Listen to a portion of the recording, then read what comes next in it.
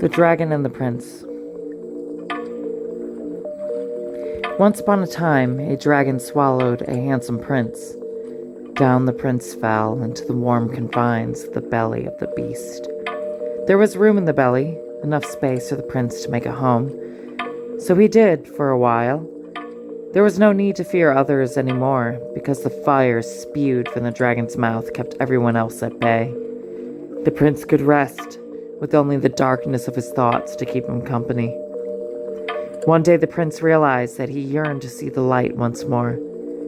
The dragon nestled the prince in a deceptively comforting embrace, but the prince began to question if he'd be happier being with others once more. So he challenged the dragon to a match of strength. The prince and the dragon wrestled for what seemed like ages, the prince finally overcoming the beast. Brute force tore the scaly belly wide, enough for the prince to leap out of the dragon and into the light of day. The dragon flew away to nurse its wounds, leaving the prince alone with his thoughts once more. It humbled the prince to be free, but the cries of the dragon echoed in his mind.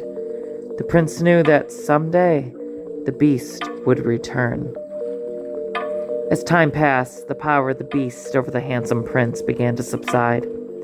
The others no longer feared that being near the prince would risk their seeing the dragon return once more, with a vengeance stewed in unbridled rage. And so the prince was able to temper his thoughts, claiming dominion over the recesses of his troubled mind. There was room for happiness. The prince knew that he was blessed. It became his mission to love once more. The prince's story shifted once a magician's apprentice suddenly appeared. The apprentice had his own secrets, but he was good, and he was kind to the prince. Theirs was a special friendship built on intimacy and trust. A fairy tale blossomed, a gentle kinship between the apprentice and the prince. It was during this time that the prince let down his guard, letting the apprentice come to know his scars. "I have my own," said the apprentice. And he did. Together they could help each other heal. But one night, having lost sight of the shadows, the apprentice watched in horror as the dragon swooped down and gobbled the prince up. The apprentice ran back to his classmates, traumatized from having looked into the eyes of the beast. The fairy tale had reached an untimely end. It would be up to the prince to kindle a fire from the ashes. In the belly of the beast, the prince screamed. "Let me go," said he. But the dragon was content to keep its satisfying meal. So the prince wrestled in the belly, kicking and tearing against the walls that seemed to have been fortified since the previous encounter. Yet the prince fought, remembering the eyes of the apprentice and the special bond they had shared. He was determined to see those eyes once more.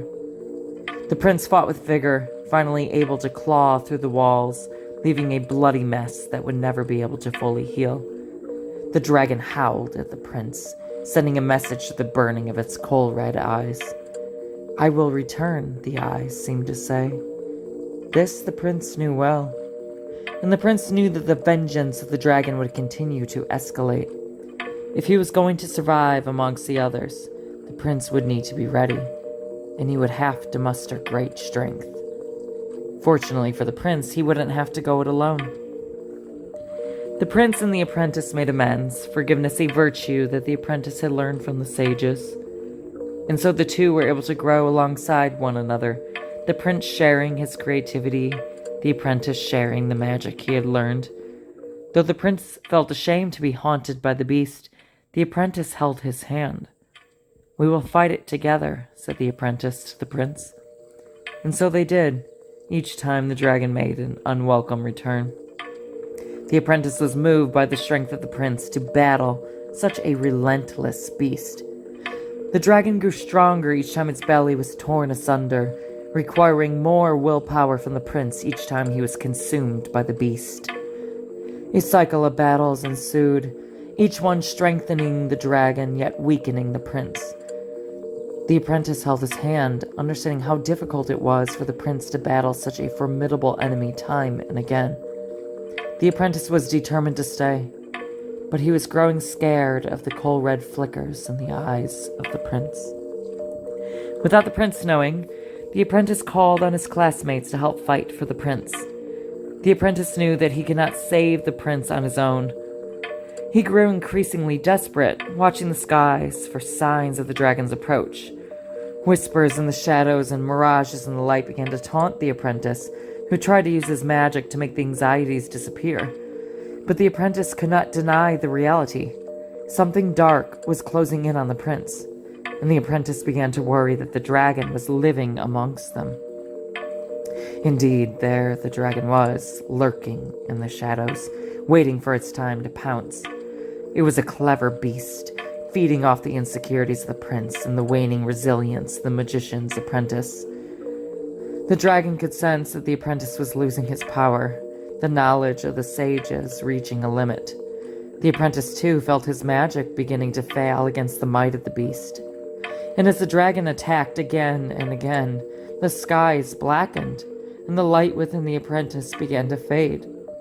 His love for the prince was losing to the rage of the beast. The will of the prince to fight the dragon was becoming unstable. He loved the apprentice in return, but something was changing. The apprentice watched as the eyes of the prince morphed from an intoxicating blue to a terrifying coal red. The apprentice no longer knew where the prince ended and the dragon began. "Please," begged the apprentice of the prince, "fight it." The prince was trying, but the dragon's belly was becoming impenetrable.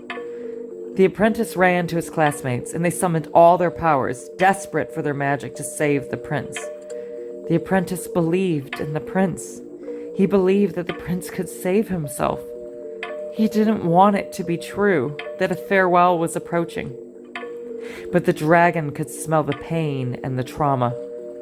Emboldened by the damaged thread between the apprentice and the prince, the dragon made its greatest attack.